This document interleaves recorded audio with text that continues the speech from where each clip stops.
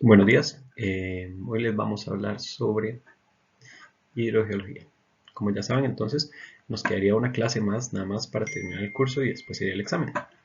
Entonces espero que la clase de hoy la puedan ver bien tranquilos, que apunten las palabras principales, que apunten bien los términos y también repásense la mediación, ¿verdad? Las figuritas. El último examen, que es en 2 semanas, es virtual, entonces yo lo voy a subir y lo voy a habilitar durante todo el miércoles para que ustedes puedan hacerlo en el mejor momento si es que tienen que ir a la U o si prefieren hacerlo apenas se abre, no sé, a las 5 de la mañana, también pueden hacerlo. Entonces, normalmente se dura 1 hora y algo, pero tienen 3 horas. La otra semana sería la clase de Geología de Costa Rica y Gestión de Riesgo. Esta clase normalmente la doy como 1 hora y media y va a servirles mucho también para el examen, pero después de esto vamos a tener las exposiciones. Las exposiciones son rápidas, ¿verdad? Como ya les dije. La idea es que expliquen un poquito qué hicieron el afiche, que compartan con sus compañeros y compañeras que aprendieron y que puedan compartir esto en general. Entonces ya casi estamos fuera. Ya también, como les dije en mediación, si quisieran un adelanto de las notas, ver qué le falta o ver si ocupan reponer algo a la última clase, que sería la próxima semana, eh, me avisan y yo les mando por correo qué avance llevan, cómo están con eso y más o menos qué pueden esperar para el último examen, ¿verdad? Entonces, eso sería. También, si ya tienen laboratorios pendientes, vayan subiéndolos y si para yo ir revisándolos y junto con el asistente tener las notas listas. Bueno, vamos a ver temas importantes como el ciclo del agua, ¿verdad? ¿Qué es la hidrogeología? ¿Qué es la diferencia con la hidrología? ¿Verdad? Entonces vamos a pensar cómo se almacena y se circula el agua en el subsuelo, ¿verdad? Abajo de nosotros. ¿Qué tiene que ver la roca, el tipo de roca y los suelos en esto? Y por qué es que también esto tiene que ver con las primeras clases de qué rocas estamos viendo, qué me importa a mí qué lavas son, o si es una roca sedimentaria la que tiene el agua o si es roca ígnea, ¿verdad? Todo eso es importante. Vamos a pensar cómo el agua superficial se conecta con el agua subterránea, problemas asociados con la extracción de agua y un poquito sobre acuíferos kársticos donde hay cuevas y ríos subterráneos. La parte de la hidrología es el estudio del agua, ¿verdad? Cómo se distribuye, cómo se mueve. Pero la parte hidrológica no incluye tanto el estudio del agua subterránea, sino más bien cómo, por ejemplo, se comportan ríos, lagos y todo esto, ¿verdad? Y se va moviendo al mar. Pero la parte que no se incluye tanto en la parte hidrológica, ¿verdad? Es cómo se va moviendo debajo del terreno. Al final las rocas, ¿verdad? Como su porosidad y sus fracturas van a servir como si fuera una esponja. Entonces nosotros estamos sobre esta capa, ¿verdad? Que va fluyendo el agua y debajo también se va absorbiendo esa agua. Digamos, cuando ustedes echan agua y entonces se absorbe una vez y no se empoza, esa agua poco a poco se va a ir bajando y acumulándose, ¿verdad? Hasta llegar a una zona donde está saturada, donde ya la esponja está llena de agua y ahí se va a acumular. Eso es un acuífero. No es como a veces la gente se lo imagina, que es un túnel, como una tubería gigante vacía, donde hay un tanque de agua. No, el acuífero es un montón de rocas que son porosas que permiten que se mueva el agua de un punto a otro, ¿verdad? Como la esponja que está totalmente saturada de agua y si usted agarra una pajilla va a poder sacar agua. No es que sea vacío, porque si no correríamos el riesgo de hundirnos ¿verdad? Y todo esto. Entonces el ciclo del agua también es importante porque hay que pensar que la misma agua, ¿verdad? Como lo vimos desde el colegio, se va eh, reciclando hasta cierto punto, ¿verdad? Entonces el agua cae, llega, se evapora del océano o de la tierra y cae en forma de lluvia, en forma de nieve, ¿verdad? Y entonces llega a las partes altas normalmente, que es a donde se logra acumular las nubes y se condensa. Y poco a poco, a partir de la nieve o de la lluvia, va volviendo a pasar y convirtiéndose y acumulándose en los ríos. Los ríos son súper importantes porque es como la acumulación principal de agua y muchas veces se comunican con el agua subterránea. Aquí, digamos, si todo esto es agua subterránea, se va comunicando. En muchas partes altas, a veces que eso que dicen como, ay, es que esto es una zona de recarga acuífera, es porque a veces las rocas a veces el agua logra entrar directamente a donde está la roca, en este caso aquí. Entonces, no tiene como una capa que proteja ese acuífero. Si no entra, lo que entra ahí, entra una vez hasta el acuífero y posiblemente con el tiempo, ¿verdad?, va a llegar esa agua moviéndose hasta donde está un pozo que saca agua para la casa. Ya entenderemos un poco mejor esto. Y después entonces el ciclo es que mucha de esta agua va y termina en el océano, sale y se vuelve a generar el ciclo, ¿verdad?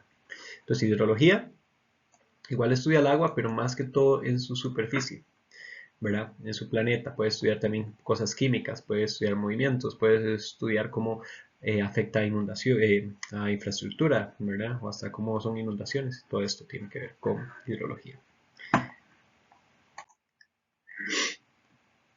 Y el ciclo del agua ya incluye también todo lo que es la parte subterránea, lo que es la hidrogeología.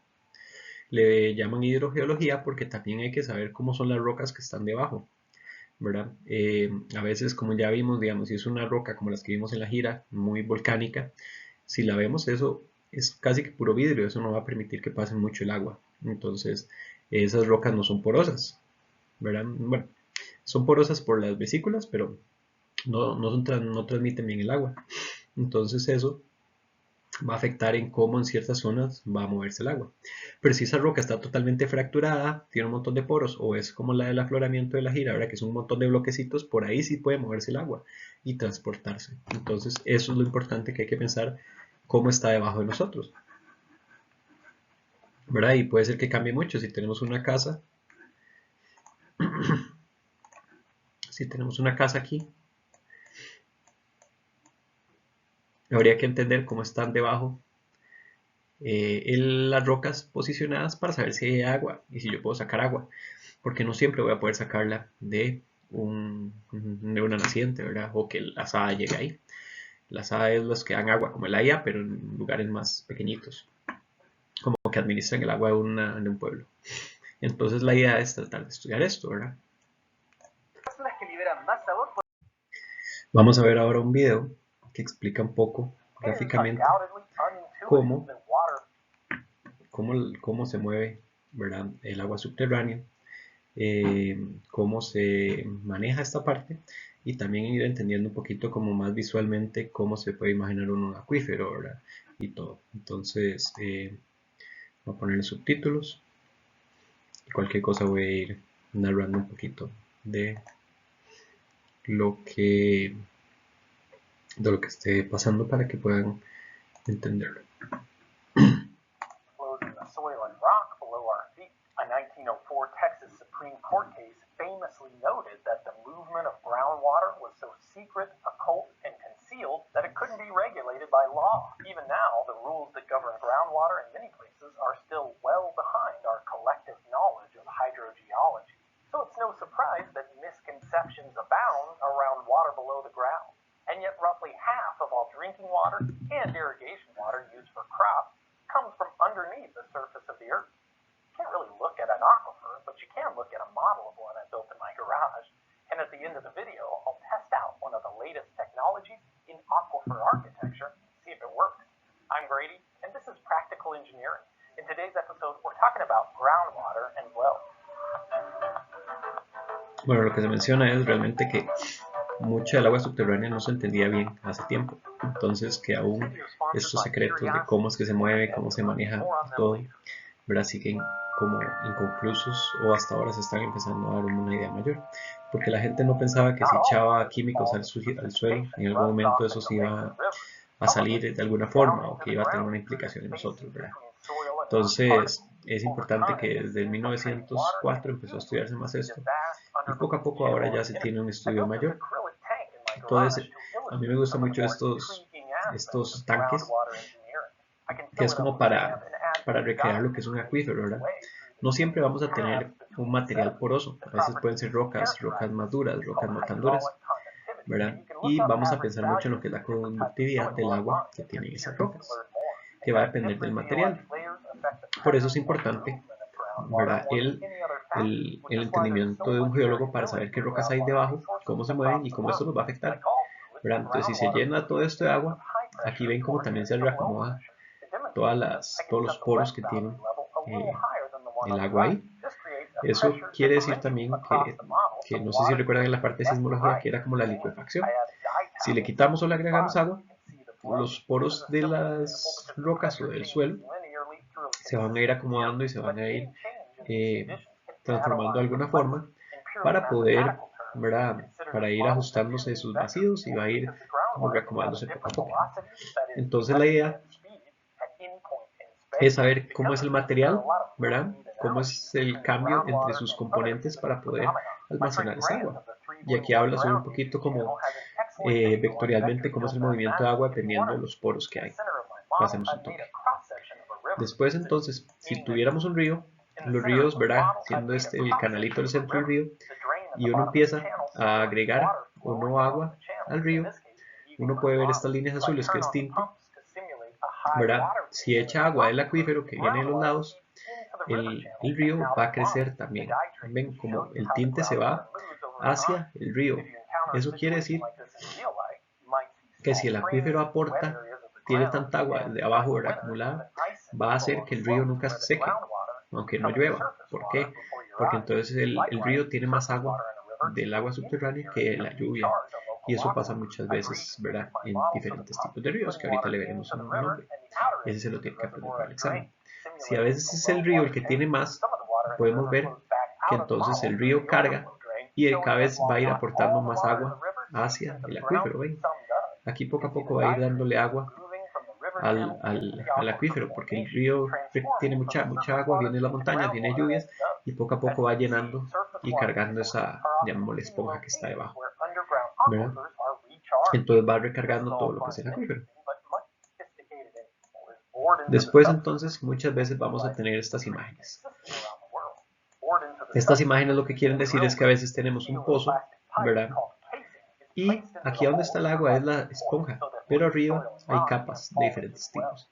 ¿Qué pasa si tenemos una esponja, ¿verdad? Aquí abajo, pero encima hay una capa de arcillas que no permite que pasen el agua? Ahí lo que sucede es que ese acuífero queda almacenado, queda guardado y no permite que se contamine el agua. Entonces es muy bueno. ¿Qué es lo que se hace para extraer esta agua? Entonces, como dice el señor aquí, tiramos un pozo, ¿verdad? Una tubería. Y en esta parte aquí se hace como una rejilla. Es como una pajilla de estas de mate, que es una pajilla y al fondo tiene como un sedazo. Entonces aquí se hace un sedazo con rocas y con diferentes cosas que permiten, ¿verdad? Extraer como una pajilla de solo esta parte de abajo el agua subterránea. Porque arriba puede ser que hayan zonas de que también hayan agua pero estén contaminadas. En este caso, esa capa de arcillas que estaba arriba va a ser más bien que es esta, ¿verdad? Esta gris de encima va a hacer que no se contamine el agua del agua de arriba, del agua superficial. Entonces muchas veces vamos a tener diferentes capas de agua en nuestro lugar donde estemos explorando. En el Valle Central, por ejemplo, tenemos diferentes acuíferos. Tenemos por lo menos 3 acuíferos que son los que más dan agua. Entonces, si vos llegas y perforas en alguna zona del Valle Central, es posible que toque alguno de estos. Igual hay que pensar en dónde es que se va a perforar y no es que siempre en cualquier momento se va a hacer fácilmente, ¿verdad? También entonces dentro de la tubería, que es como una tubería de PVC, se mete una bomba pequeñita, que es como esa cosa plateada que estaba, que permite extraer el agua poco a poco, ¿verdad? ¿Qué problemas pueden haber? Si extraemos demasiada agua y muy rápido del acuífero, las rocas se van cambiando, pero también ¿cómo se llama? El acuífero va bajando su nivel de agua muy rápido. Todo lo importante es saber qué tanta agua hay para saber qué tanta agua se puede extraer sin afectar de verdad al acuífero. Y hay modelos súper complejos como estas capas de aquí, ¿verdad? Que son todas las capas de roca que también tienen capas de agua y cómo se van pudiendo extraer. Esto, bueno, en Costa Rica es muy, muy importante porque sí hay mucho trabajo para los geólogos en agua subterránea y es también de mucha responsabilidad entender esto, ¿verdad? Usted nada más no puede hacer pozos en todo lado, extraer demasiada cantidad de agua porque puede secar el pozo a los vecinos o hasta cierto punto en las costas. Si usted extrae mucha agua, usted puede jalar agua de mar y convertir ese pozo en un pozo salado. Entonces es súper importante. Ahorita vamos a ver ese término que dice el señor de pozo artesiano.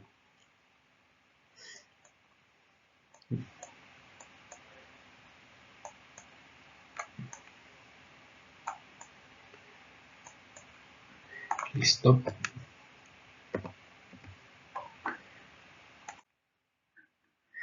Entonces, ahora sí, la hidrogeología estudia la interrelación entre los materiales, las rocas, ¿verdad? Y los procesos geológicos con el agua subterránea. Y también se estudia el agua que está arriba, porque nos aporta mucho a lo que es el agua, superficial. Entonces, ¿verdad? El agua subterránea al fin y al cabo es un resultado de lo que es la lluvia infiltrada, ¿verdad? Glaciares y todo que empiezan a acumularse. Yo molesto a veces que es como la hidrología, pero con esteroides, porque también ya empieza a contar la parte de abajo. Entonces, ¿qué es lo que vamos a tener que pensar importante? Es que, por ejemplo, vean esta roca que está aquí. Esta roca representa una roca volcánica súper compacta y dura. No sé, pensar como el granito, que a veces está en las mesas, ¿verdad? En las cocinas. Ahí usted echa agua y posiblemente eso no va a absorber agua, más bien va a rebotarla toda. Pero esta otra que está aquí, estas otras, son coladas de lava súper fracturadas. Son como decir un montón de piedrillas ahí. Entonces el agua se va a mover mucho más fácil en esta parte que en esta abajo. Entonces, ¿qué es lo que pasa? Que el agua se va moviendo, ¿verdad? Y la esponja o el acuífero va a ser esta celeste. Y lo morado nos va a servir como un límite por donde el agua se va moviendo y va fluyendo a través, ¿verdad? Una capa impermeable en la que arriba está el agua y se va moviendo. Entonces eso nos va a ayudar como para definir bien. También vamos a tener el término lo que son nacientes, ¿verdad? Que las nacientes es donde el acuífero también rompe y permite que salga agua de la parte subterránea a la superficie. Y también vamos a poder tener, bueno, aquí dice nacientes termales, vamos a tener ríos. Y van a haber zonas en las que también se pueden ver zonas de ríos secos por los acuíferos y por diferentes razones. Entonces, ¿qué depende de la infiltración? Digamos, si cae agua de lluvia, ¿cómo vamos a garantizarnos que se va a infiltrar, que esa agua va a llegar? Va a depender mucho del material que tengamos arriba. Porque es que a veces llueve y en 2 toques se empantanan algunas zonas y otras más bien están como si nada. Es por el tipo de material del suelo. El suelo nos va a jugar una importante eh, decisión en cómo va a absorberse el agua y cómo va a llegar hasta la parte de abajo, que es como la esponja, ¿verdad? El acuífero. Entonces, la textura del suelo, si pensamos que es una grava, un montón de piedritas, una arena, que es así como la arena o limo, que tal vez es como la ceniza del volcán, ¿verdad? Que tiene un montón de partículas, si usted la agarra, no es compacta, van a permitir transportar muy fácil el agua. El problema es cuando tenemos materiales muy finos como las arcillas, que las arcillas transmiten el agua pero se quedan absorbidas, se hacen como una pasta, ¿verdad? Entonces esa pasta no deja que salga el agua fácilmente y eso hace que se empose muy rápido el agua, o sea que no logre bajar tan fácilmente hasta, hasta el subsuelo, hasta la roca donde almacenas agua. Otra cosa muy importante es la pendiente. Si tenemos una pendiente muy alta, el agua no le va a dar chance de bajar y absorberse en el suelo, sino lo que va a hacer es fluir, fluir, fluir y se va a ir hacia abajo más bien, va a hacerse escorrentía. Entonces, si hay menos pendiente, es más probable que el agua se pueda absorber. También la cobertura vegetal, por eso se habla que la desforestación es mala para absorber, porque toda el agua empieza a fluir y no choca, no es absorbida por los pastos, no es absorbida por los árboles, ¿verdad? En una zona pendiente, y entonces más bien el agua fluye más rápido la pendiente. Entonces toda la vegetación y todo eso ayuda a que permita absorber, aunque igual la vegetación también absorbe cierta agua y se la deja, pero hace que no fluya tan rápido. Entonces si llegamos a una montaña y le quitamos todos los árboles y le quitamos todo, esa montaña va a tener menos capacidad de poder absorber esa agua. También el estado de saturación del suelo va a jugar una razón importante. ¿Qué es el estado de saturación? Es que tanta agua puede absorber esas partículas del suelo. ¿Verdad? Como lo vemos aquí, saturación es casi que las rocas ya no aguantan más absorber agua. Ya están goteando, es como la esponja está cargada de agua, si usted la levanta, gotea. La capacidad de campo es que está en un balance entre la cantidad de agua que puede tener y sus poros. Y el punto Marchite realmente es una zona en la que todavía no tiene tan saturado, y muchas veces llega el punto en el que el punto Marchite es saber cuando ya no tiene agua en sus poros y puede saberse cómo manejarse. Continuando con esto, entonces hay que pensar que no toda el agua, ¿verdad?, que cae va a llegar al acuífero. Entonces, si el agua viene, voy a ponerle el color de agua. ¿Verdad? Si el agua viene cayendo aquí, mucha de esta agua, al caer en rocas que están calientes por la temperatura del sol, mucha se evapora de una vez, ¿verdad? Por eso es que cuando empieza a llover se siente como un vapor, un vaho grande, porque el agua que cae y toca el suelo apenas está logrando enfriar la superficie. Entonces se evapora muchas veces. Con la vegetación, también mucha de esta agua, cuando empieza a bajar y absorberse, empieza a ser absorbida por las matas, por las plantas y todo lo que hay. Entonces al final lo que llega, ¿verdad?, y baja hasta la zona del acuífero, no es mucho, no es tanto lo que logra llegar a acumularse en la zona de agua subterránea. También hay que pensar que si entonces llueve tanto y el suelo no permite absorber tan rápido el agua, mucho va a fluir y se va a inundar. Ahorita estamos, ¿verdad?, con esto de las inundaciones. Eso no quiere decir que entonces ya ahora se absorbió demasiada agua por el agua subterránea y va a ser fácil almacenarla, porque más bien vino tanta agua tan rápido que el acuífero no puede absorber tan rápidamente esa agua. Entonces es importante, ¿verdad?, que el agua vaya que vaya lloviendo constantemente durante un tiempo para que se pueda absorber y recargar estos acuíferos. También hay que pensarlo como una parte de filtro, porque estas mismas rocas, ¿verdad?, y el suelo que está va filtrando un poquito esa agua. Si llega el agua toda turbulenta, ¿verdad?, y llena de partículas y sedimentos y otras cosas, el agua llega al acuífero y va a llegar contaminada, va a llegar sucia. Pero lo que hace el acuífero es que cuando va bajando, esa misma agua va dejando otras partículas contaminantes y las mismas bacterias se van dañando. Bueno, algunas bacterias que tienen periodos de vida muy cortos, entonces van muriéndose al ir llegando al agua subterránea porque no tienen cómo alimentarse. Entonces todo esto también es importante.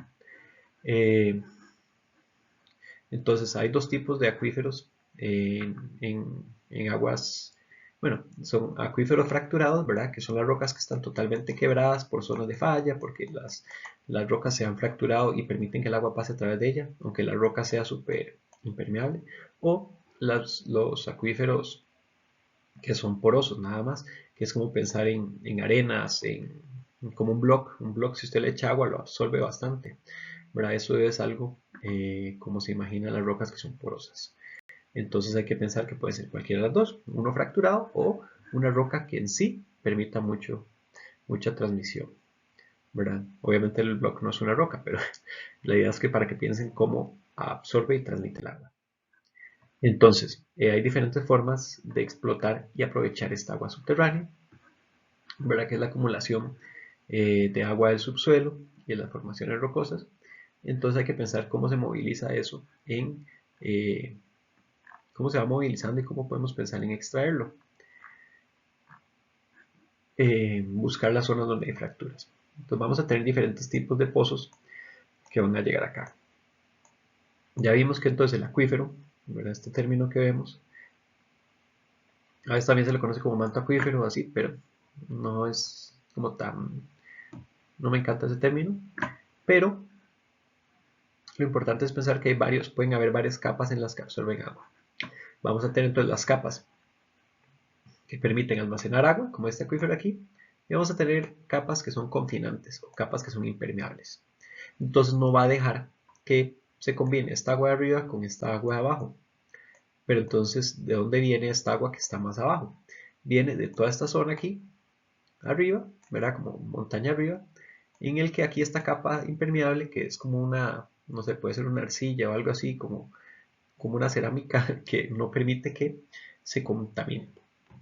En algún lugar más arriba en las montañas puede que esa capa ya no exista, por ejemplo cenizas o depósitos así, que me hacen que este acuífero se llame acuífero confinado. ¿Por qué? Porque está tapado y cubierto por esa capa de ceniza o arcilla que está impermeabilizando el acuífero. Lo que hace entonces es cuidar ese acuífero. Entonces no permite que si arriba hay contaminantes que que están cayendo, no van a llegar exactamente al agua de abajo. Y eso se ha comprobado muy bien, ¿verdad? Entonces, ¿cómo se recarga? Se recarga en las zonas altas, y aquí es cuando entonces habla uno como, esta zona no se puede construir mucho porque es una zona de recarga acuífera. Porque todo lo que caiga aquí va a recargar directamente el acuífero, y entonces si usted llega y pone un tanque séptico donde están todas las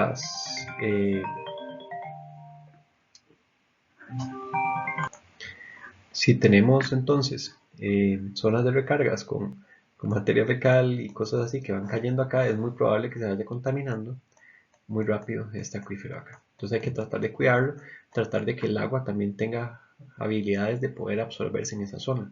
Si deforestamos todo eso, el agua posiblemente no se va a absorber ahí y no va a poder ser absorbida también. Entonces a veces lo que se hace son como lagunas artificiales que permiten acumular ese material para que le dé chance de irse depositando lentamente y recargando sus acuíferos.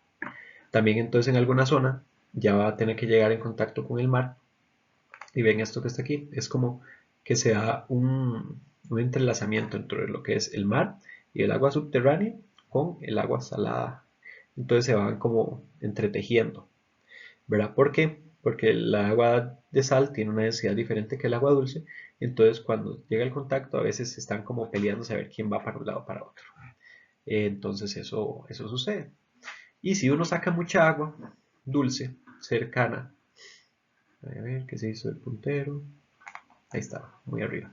Si uno saca mucha agua cercana, aquí por ejemplo, para cambiar el color, si yo llego y tengo una casa de playa aquí y hago una casa, hago un pozo para alimentar la piscina y saco agua, pero empiezo a sacar y sacar y sacar mucho más de la cuenta, lo que va a hacer es que va a jalar esa agua salada cada vez más hacia mi casa, hacia mi pozo.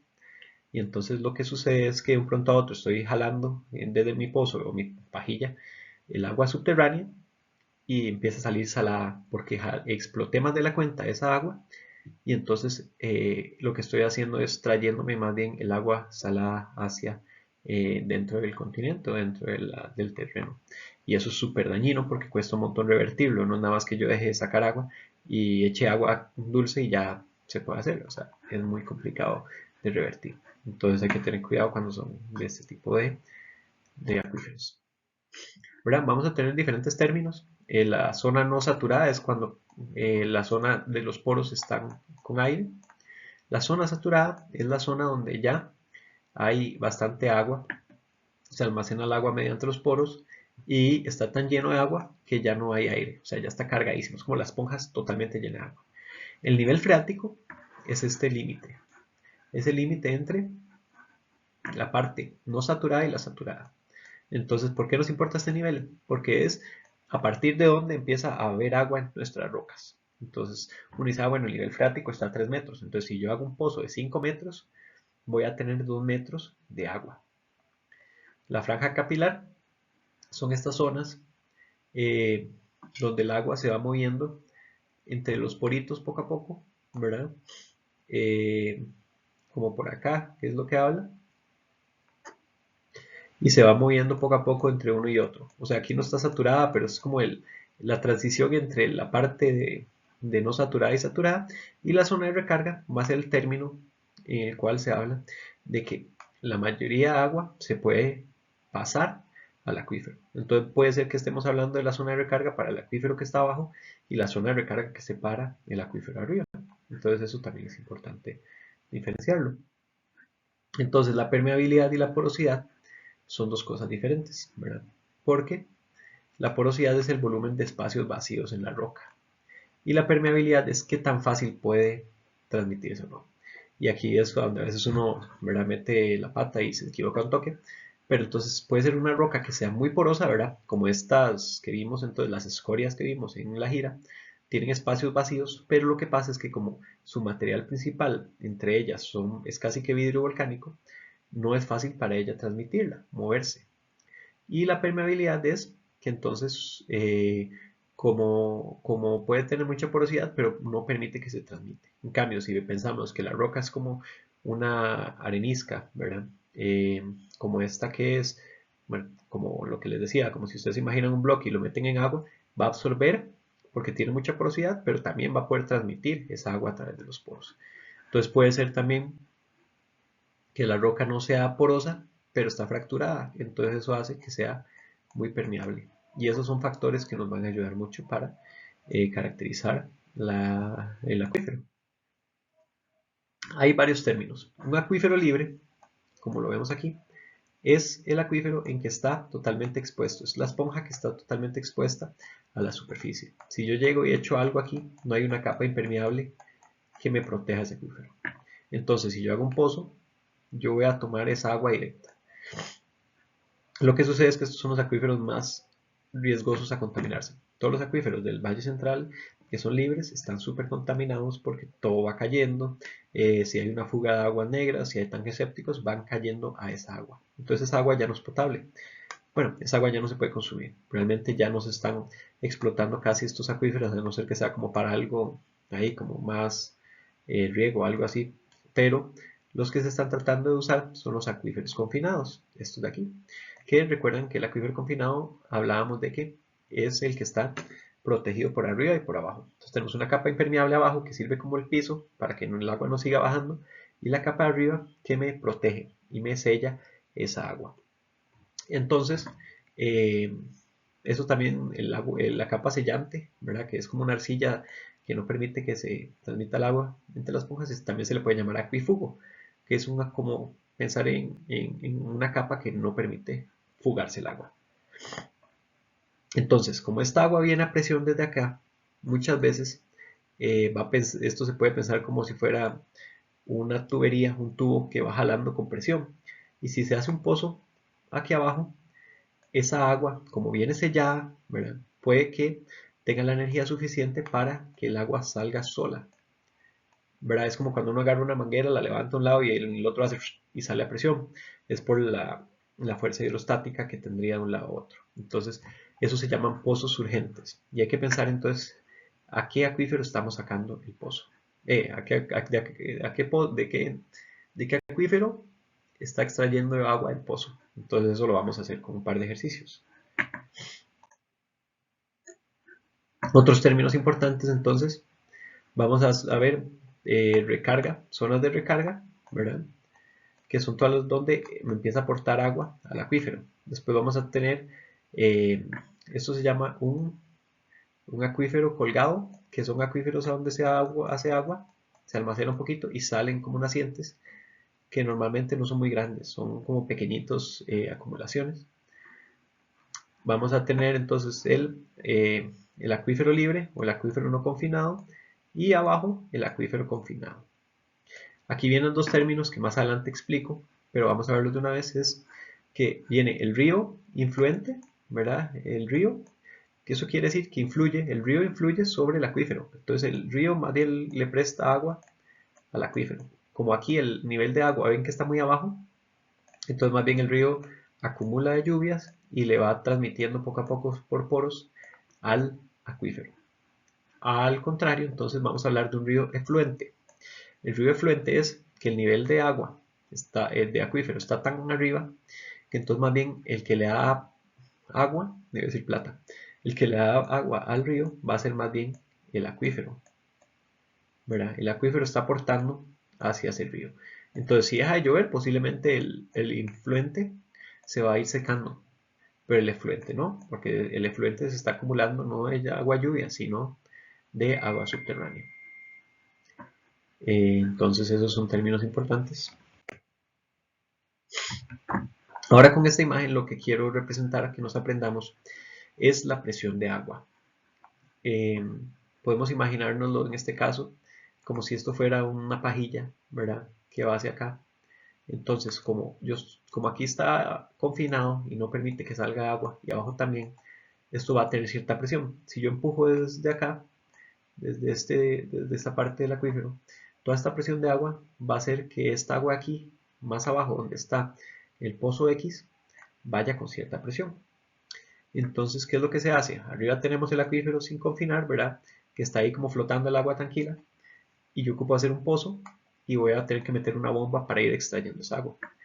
A veces lo que se busca es que si viene un acuífero confinado con cierta presión, yo quiero hacer un pozo para que esta agua aproveche la presión del agua y pueda salir un pozo que una vez el agua salga así como una fuente, porque estamos aprovechando la fuerza hídrica hidrostática, ¿verdad? De esa, aquí le dice water pressure surface, que entonces es este nivel de agua en donde si yo hago un pozo más arriba de eso, el agua va a salir a presión. Es más bien, si está más abajo, va a salir a presión, y si está más arriba ya no nos va a dar la fuerza para poder sacar esa agua. Entonces toda esta zona va a salir con presión, porque va a tratar de balancear, ¿verdad?, un lado u otro para liberar esa agua. Va a venir con cierta energía. Entonces es importante también aprenderse ese término de esto es un pozo artesano.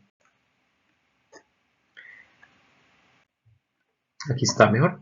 Entonces un pozo artesiano es este pozo en el que por la misma presión del agua de un acuífero confinado, el agua va a salir a presión.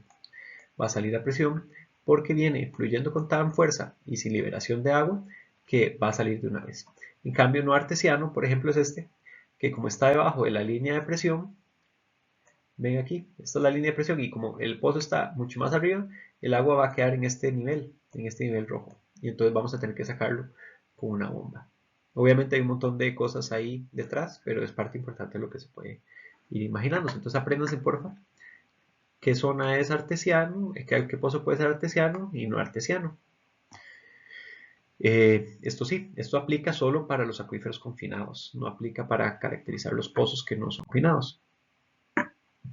Después, esto lo vamos a hacer también un poquito mejor para el laboratorio, pero lo que pasa es que si vamos viendo, hay un nivel de agua en la esponja, ¿verdad?, en el acuífero, que va a ir bajando respecto a la pendiente y también la roca como está acomodada.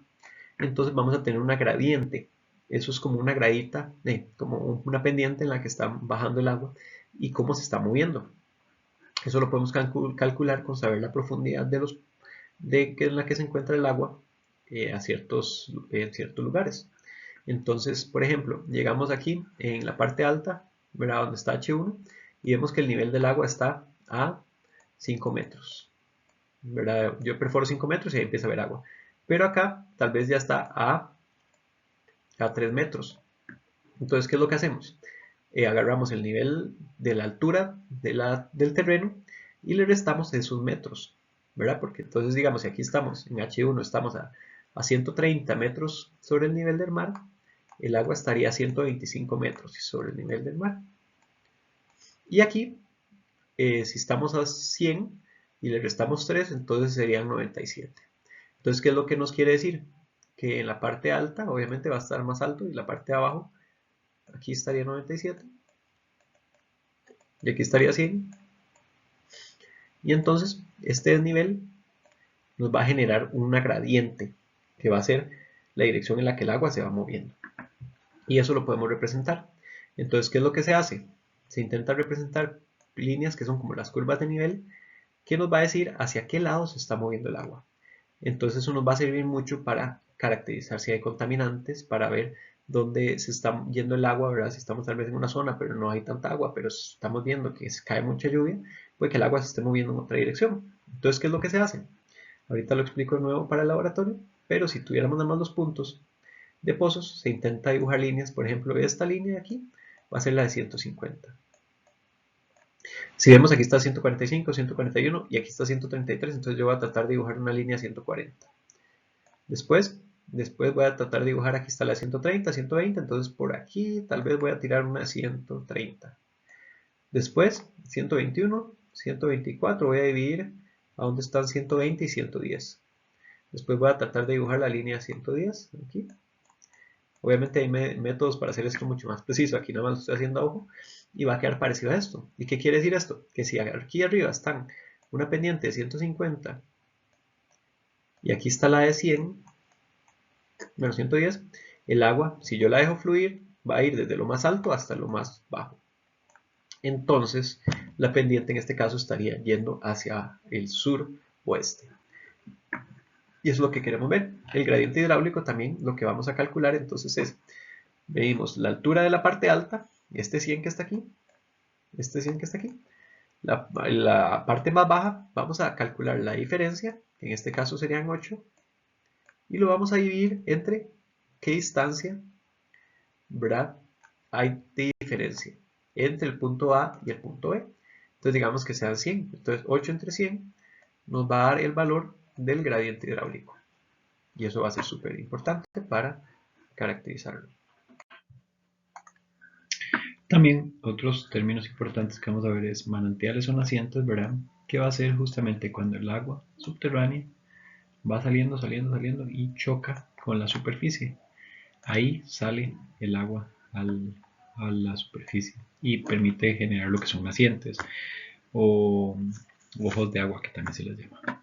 Con los ríos, pero vamos a tener diferentes tipos de ríos que ya los expliqué, pero entonces sería el río efluente, quiere ser el río que el agua subterránea aporta hacia el río, ¿verdad? El agua subterránea le da hacia el río.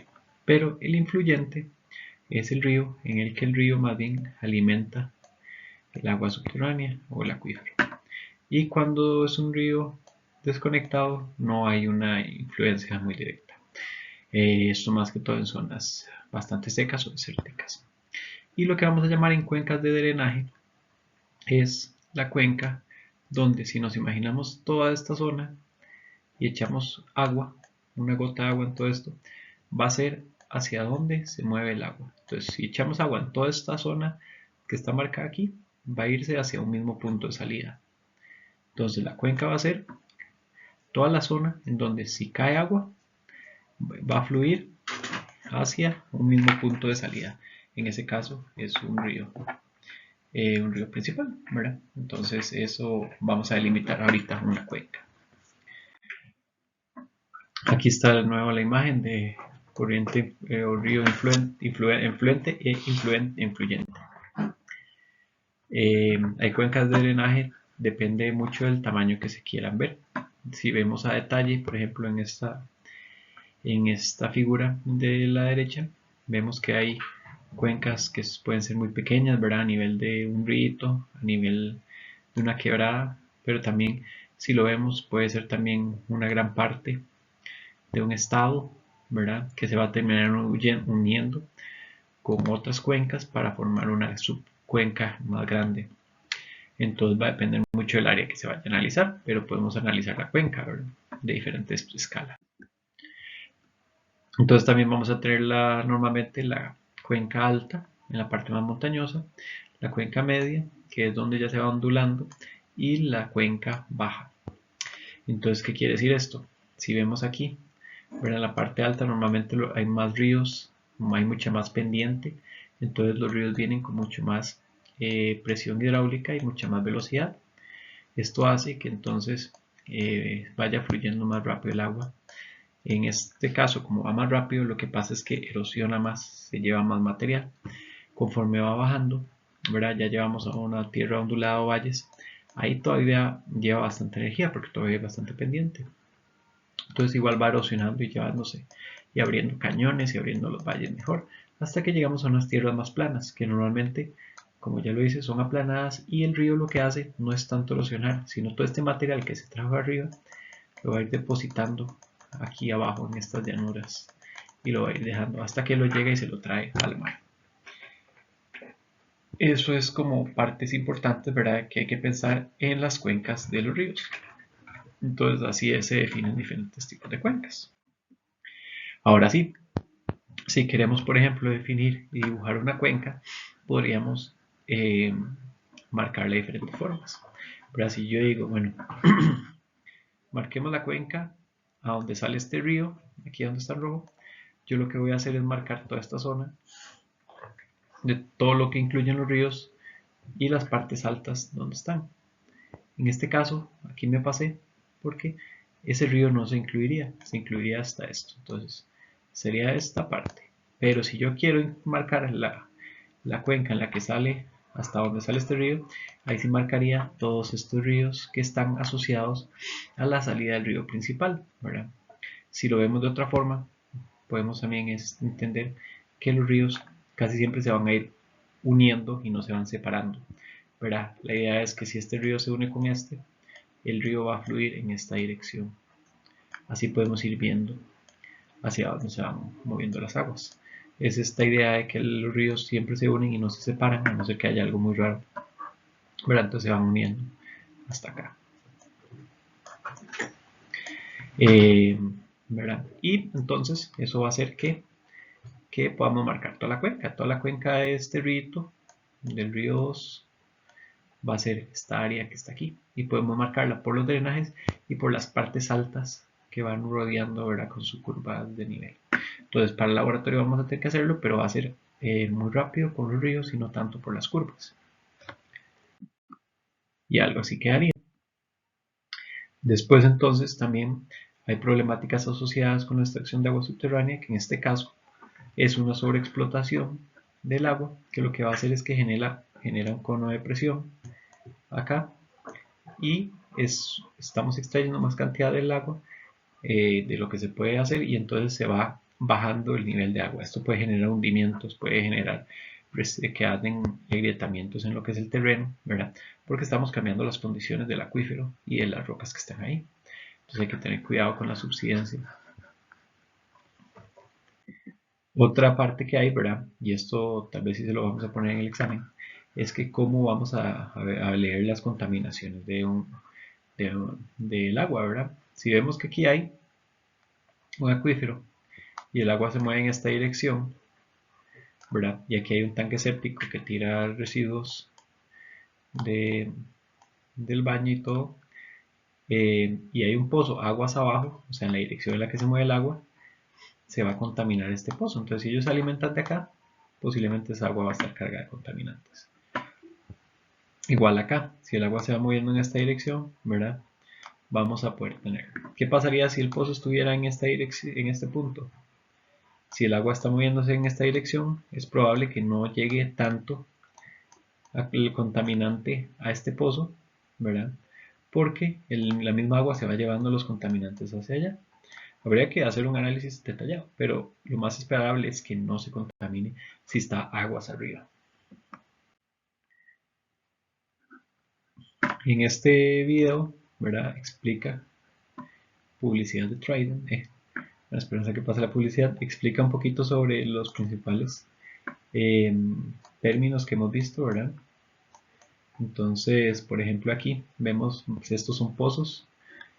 Aquí también habla sobre los acuíferos confinados, ¿verdad? Que están confinados, que el agua entraría directo hasta este punto. Esto que dice acuitardos se hace referencia a la parte que está separando el acuífero con el otro, o sea, lo está limitando un lado a otro. Y abajo habla más que todo sobre un acuífero fracturado. Entonces esto, ¿verdad? Va cambiando, es como para mostrar diferentes tipos de acuíferos que pueden interactuar, y les voy a dejar el video para que lo vean un poco más lento, ¿verdad? Aquí ven como el agua baja por acá, y entonces el contaminante va bajando, pero no toca el acuífero confinado, porque en este caso se mantiene en la parte alta y no llega a contaminar. Si hay algún pozo de los que llega hasta el acuífero confinado, ahí sí llega el contaminante, por ejemplo, ahí están echando el tinte azul. En ese caso sí va a empezar a contaminar todo lo que es el acuífero artesiano, o para que vean cómo va fluyendo el agua a través. Esto claramente son procesos muy lentos, ¿verdad? Pero el agua va fluyendo poco a poco y va sirviendo para extraer agua, además son cantidades gigantes. Entonces sirve muy bien.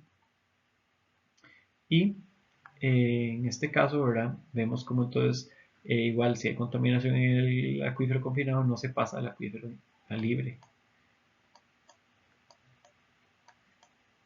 Y por último, este que está aquí es el acuífero fracturado, como si fueran rocas que están fracturadas y el agua pasa a través de las fracturas que están.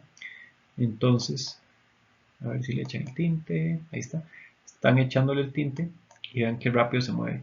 El acuífero fracturado tiene ventajas de que tiene mucha agua, pero se mueve mucho más rápido el agua. Entonces en Valle Central tenemos acuíferos, ¿verdad? Fracturados, y la cosa es que entonces estos acuíferos sí llegan a contaminarse mucho más rápido que los otros, pero también permiten una extracción más rápida de agua.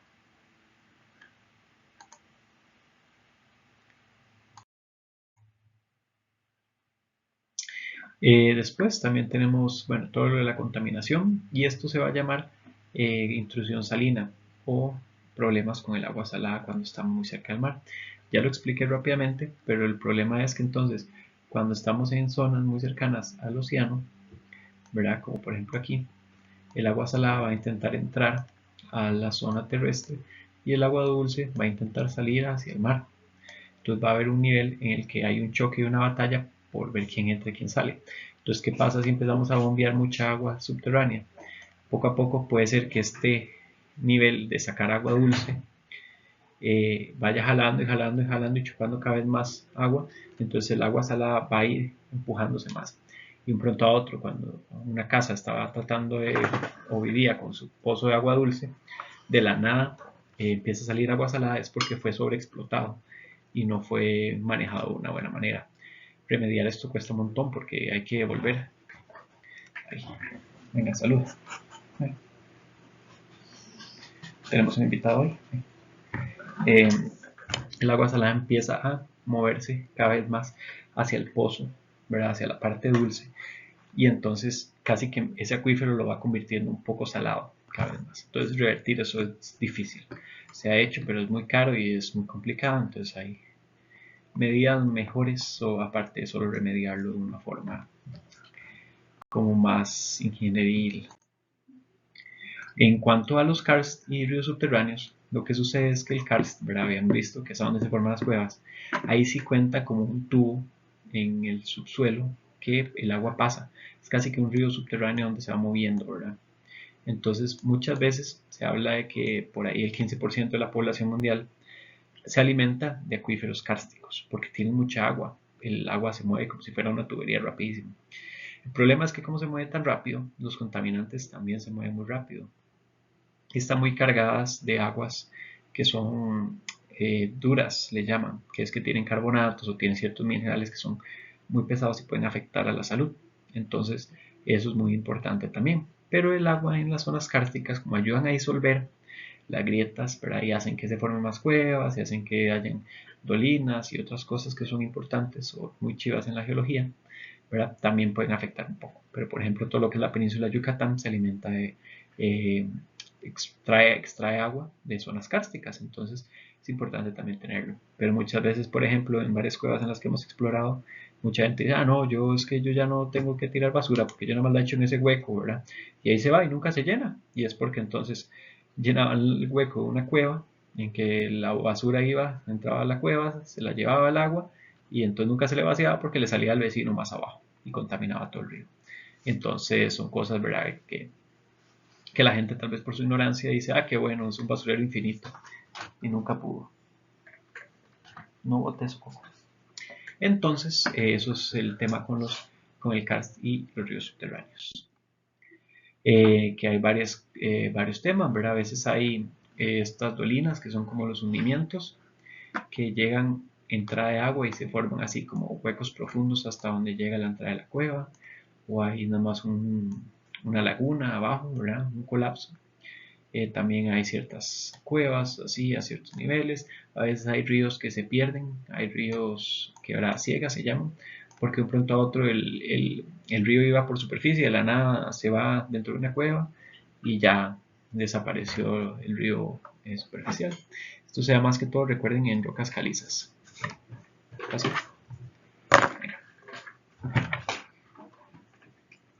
Ahora va a ver la clase Coco. Entonces, eso es muy importante para entender también todo lo que es el sistema kárstico, cómo se forman las estalactitas, las estalagmitas, ¿verdad? Y bueno, ahí podríamos tener una clase casi solo lo que es el agua subterránea y los elementos kársticos, tanto en Costa Rica como en general, ¿verdad? Es un tema que pues se ha estudiado, pero en el país casi no se habla de esto. También podemos tener mucha parte importante sobre la química del agua. Se hacen análisis de los componentes principales, ¿verdad? De lo que trae el agua. Entonces pueden ser aguas sódicas, pueden ser aguas carbonatadas, ¿verdad? Esto es importante también saberlo porque aunque sean porcentajes muy bajos, pueden afectar al humano. Entonces, nos puede, en el caso de los geológicos, también pueden decirnos de dónde proviene. Por ejemplo, si vemos una zona carbonatada, pero tal vez estamos tomándolo en el tubo de una casa de un amigo que viva en la zona rural, podemos pensar, por ejemplo, ok, tal vez esta roca tuvo que haber pasado por unas rocas calizas, entonces eso hace que estén carbonatadas. O que tengan muchos componentes, ¿verdad? Como yesos, que entonces lo van a hacer un poco más ácidos. O pueden haber intercambios iónicos, o podemos saber de dónde es la proveniencia de esa agua, ¿verdad? Por dónde pasó esa agua. Y también obviamente eso nos va a decir si es o no apta para el consumo o si hay que filtrarla, y eso ya lo vuelve más caro. Entonces eso nos ayuda mucho para también entender cómo es el movimiento del agua, cómo se maneja, hasta se hacen dataciones de cuánto es que duró el agua en llegar a ese punto, ¿verdad? Desde la última vez que dio el sol. Por ejemplo, de que estuvo fluyendo arriba, cuánto duró moviéndose en el acuífero. Entonces ahí les dejo otro video sobre agua subterránea y ya ahorita pasaremos a lo que es el laboratorio, que lo voy a subir en otro video.